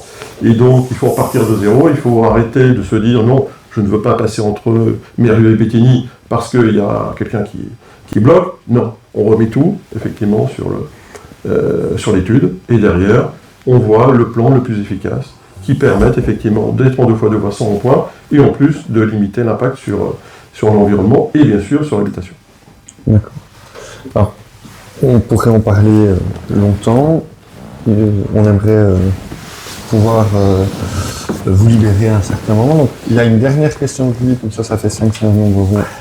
Une dernière question du public. Monsieur Boulanger clôture de son côté et puis après vous aurez encore 1 minute 30 chacun pour pouvoir exposer votre avis pour l'avenir du Val de Sambre et surtout l'avenir de la salle. Le public. Et merci.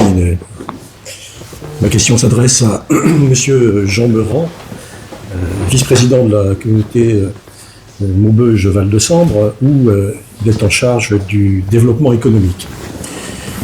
Concernant l'avenir économique de la Salmagne, ce que vous avez réussi à développer, c'est le doute, l'inquiétude et le questionnement. Ce site d'environ 85 hectares connaît déjà des activités agricoles, de restauration et aéronautique, porteuses par ailleurs d'activités complémentaires, économiques, de services, de formation et culturelles. L'exécutif de l'agglomération souhaite industrialiser ce site qui va faire disparaître ces activités déjà existantes et les emplois. Votre projet, qui s'inscrit dans le concept de site dit clé en main, est aussi flou qu'incertain et surtout ne respecte pas l'esprit de la loi Climat et Résilience de 2021, aussi dénommée loi ZAN, zéro artificialisation nette. De plus, notre territoire comprend de nombreuses friches industrielles disponibles et un projet alternatif a été proposé sur le site AGC de Boussois par un collectif d'élus. Votre projet a connu divers rebondissements depuis presque 2 ans. De la Gigafactory, fabrication de batteries, abandonnée, puis un data center inapproprié au site par absence de structure. Nous sommes aujourd'hui dans le vague agrémenté de supputation. Des 2 fois 5000 emplois directs et indirects annoncés par le président de l'Aglo lors de vœux, revus à 3000, puis à un minimum de 1000 emplois pour soutenir votre projet d'industrialisation, nous sommes aujourd'hui dans une totale incertitude. Le tout est couronné par une clause de confidentialité au bénéfice du président de l'exécutif de l'Aglo. On peut se demander si la confiance règne au sein de l'agglomération politique. Ma question est donc, à quoi doit-on s'attendre pour l'avenir de la Salmagne, sachant que ce projet pourrait évoluer à la suite des très prochaines élections municipales? Et j'ajouterais confidentialité, mais aussi plein pouvoir. J'ai été choqué de ça. Et est-ce que ça va décider de l'avenir de la Salmagne?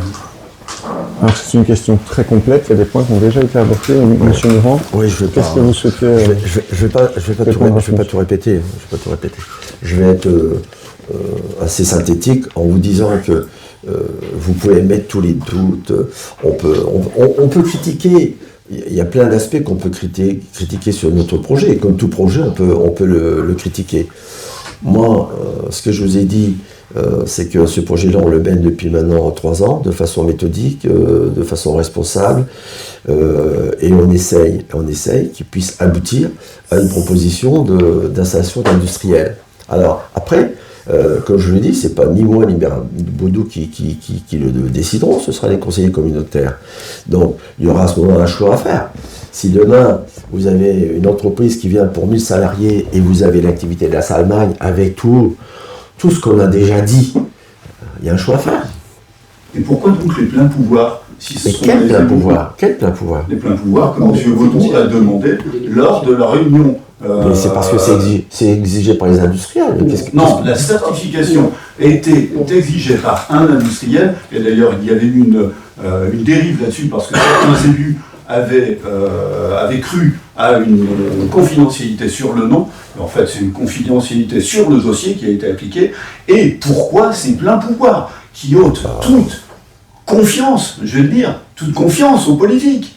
Alors c'est ça la base de la politique et de la communication, puisqu'on parle de communication depuis le début, M. Laurent. Non, mais ce que vous dites est excessif. Il n'a pas les pleins pouvoirs. Il s'est fait voter.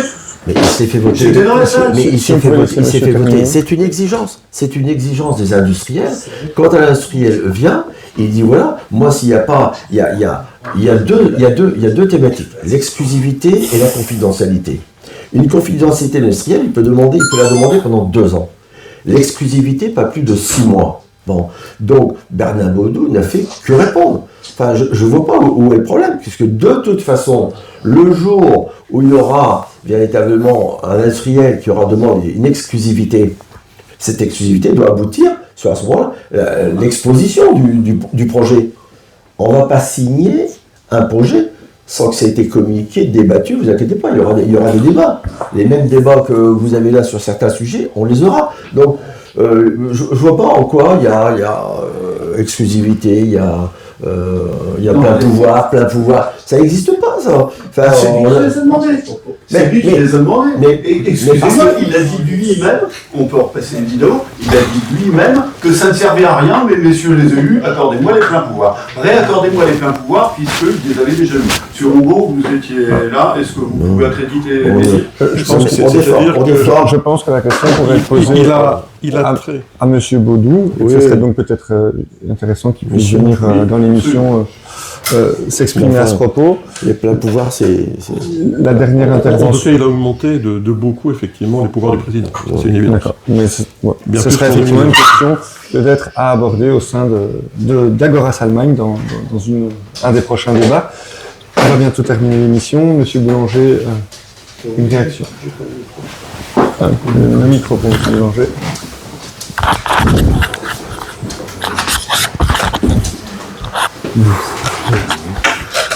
Oui, moi je voudrais intervenir donc en tant que président de la DAS, que vous connaissez un petit peu maintenant. Je constate que en fait tout ce qui relève du déni de démocratie, c'est pas votre souci. Ça vous choque pas plus que ça. Dans un premier temps, vous nous avez taxé de fossoyeurs de l'emploi, parce que nous nous opposions à l'arrivée d'une entreprise de grande envergure. Ce qui est totalement faux, puisque en janvier 2024, lorsque j'ai eu l'occasion de rencontrer le président pour la première fois, je lui ai dit que s'il était en capacité de préciser les éléments du dossier, notamment en termes d'emploi, que pour 5 000 ou 10 000 emplois, ce qu'il annonçait à l'époque, nous lui rendrions évidemment les clés de l'aérodrome immédiatement, parce que nous ne serions absolument pas crédibles aux yeux de la population qui nous suit. Donc non, nous ne sommes pas contre l'emploi, à tel point c'est que, interpellé par le président lui-même, qui un jour m'a dit « Vous êtes gentil à défendre la Salmagne, mais personne ne me fait de proposition ». Et là, effectivement, je me suis dit, tiens, pour une fois, il me dit quelque chose de vrai que je dois prendre en compte. Alors, avec les amis, on a planché sur un dossier en se posant la question, comment pourrions-nous faire pour donner du sens au deuxième D de la DAS, qui est le D du mot développement des activités. Et donc on a élaboré un dossier, on a travaillé là-dessus pour savoir dans quelle mesure nous pourrions développer, y compris de l'activité économique, preuve qu'on n'est pas contre, mais de l'activité économique qui soit adaptée au territoire et qui ne défigure pas notre territoire, ce que souhaitent effectivement les habitants du Val-de-Sambre. Alors, par ailleurs, vous avez évoqué le terme d'inactivité. Je me demande si, quelquefois, vous n'êtes pas binaire dans votre argumentaire, parce que soit on casse tout pour implanter une entreprise de grande envergure, soit comme nous refusons tout. Non, c'est absolument pas là le sens de notre propos, ni la conception qu'on a de la perspective, des perspectives qu'on souhaite développer en Val-de-Sambre. Nous avons des propositions à faire.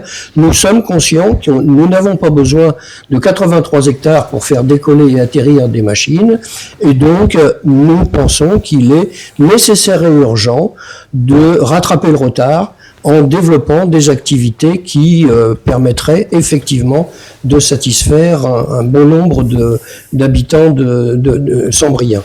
Alors, vous avez utilisé également le terme de pari concernant votre intention. D'ailleurs, j'ouvre une parenthèse parce que 3 fois de suite, vous venez de répéter le mot projet.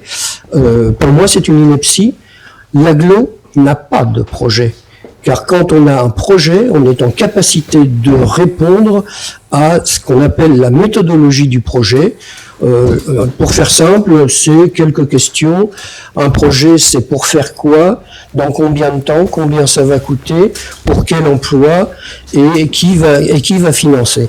Or, à toutes ces questions que nous formulons depuis bientôt 2 ans, jamais vous n'avez pu répondre. Donc je considère que vous avez effectivement des intentions, comme on l'a vu dans le reportage qui nous a été présenté, des tranchées, qui rappellent d'ailleurs des moments tristes de notre histoire, mais ça c'est autre chose.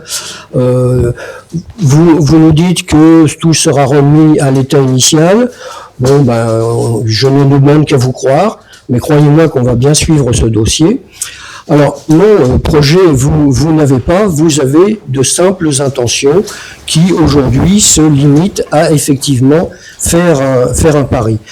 Par ailleurs, vous évoquez la transparence en disant, mais vous voyez qu'on est dans la communication. La preuve, c'est ce qu'on est en train de faire aujourd'hui. Là, vous n'allez pas me dire quand même que c'est grâce à l'AGLO, j'espère. Parce que vous avez mis en place au mois de décembre 2023 un comité de pilotage auquel nous étions censés participer. Il y en a eu 2 d'organisés, nous sommes à chaque fois restés dans la rue. C'est quand même pas très courtois de votre part. À tel point, c'est que même lors des réunions d'usagers, aucun des membres du comité pilotage n'est présent et ne peut assister à ces réunions d'usagers. Aucun membre? Bien. Alors, c'est ce que vous appelez... Il m'invite. Mais je ne suis pas invité. Oui, M. Rombaud participe parce qu'effectivement, j'ai les coordonnées qui lui permettent de pouvoir suivre la réunion en visio. Donc, si on peut considérer ça comme de la transparence, ça me semble une transparence relativement opaque. Alors, pas de projet, c'est une évidence, puisque récemment, M. Baudou s'est senti obligé d'annoncer publiquement qu'il n'y a pas d'investisseur. Alors, comment peut-on parler de projet quand on n'a même pas l'investisseur ? Alors, voilà les quelques remarques que je souhaitais faire. Vous pouvez constater que la Salmagne est bien vivante, que la Salmagne doit vivre, que la Salmagne vivra parce que le peuple le veut, même si ce n'est pas votre conception de la démocratie. Par contre, sachez bien que c'est la nôtre. Et nous y serons très vigilants. Alors, on est là au cœur du débat.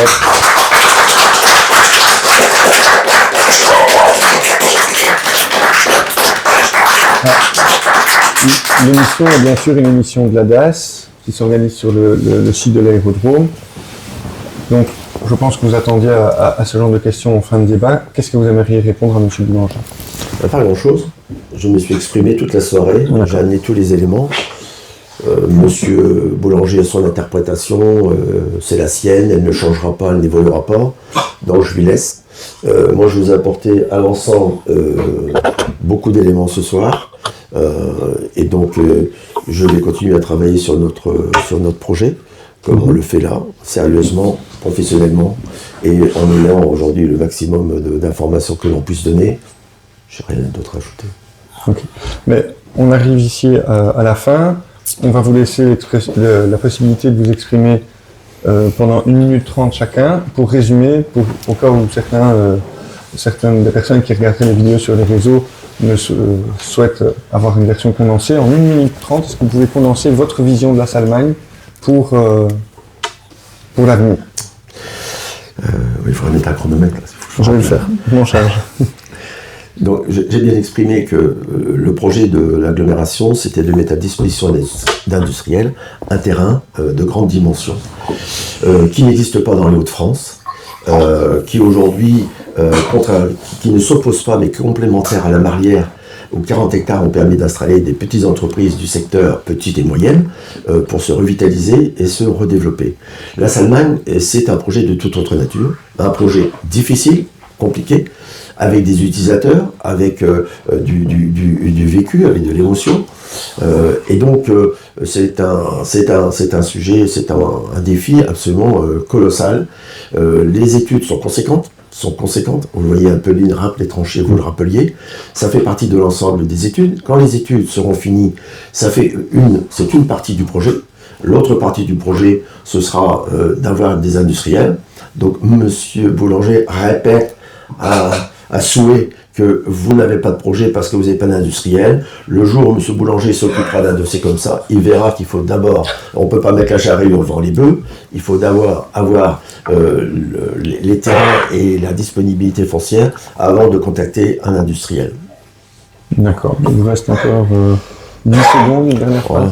Non. Écoutez, j'espère qu'aujourd'hui, beaucoup d'usagers savent que l'on travaille pour eux, avec eux, et qu'on essaye de contrarier le moins possible leur activité pour laisser l'avenir 2026 ouvert et on verra en temps utile les informations qu'on pourra leur donner.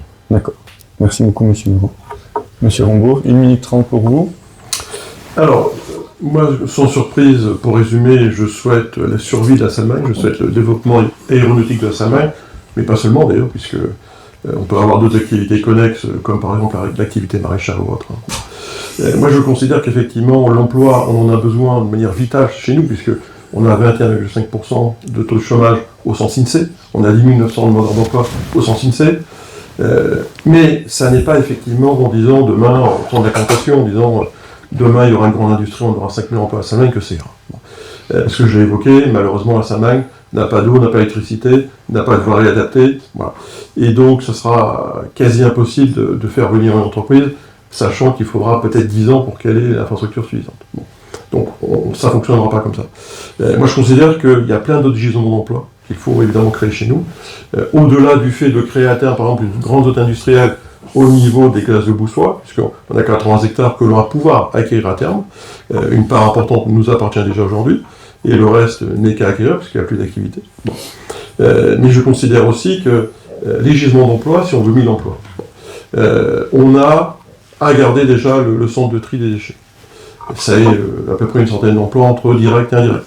On peut créer une cuisine centrale avec 100 emplois directs et autant en indirect.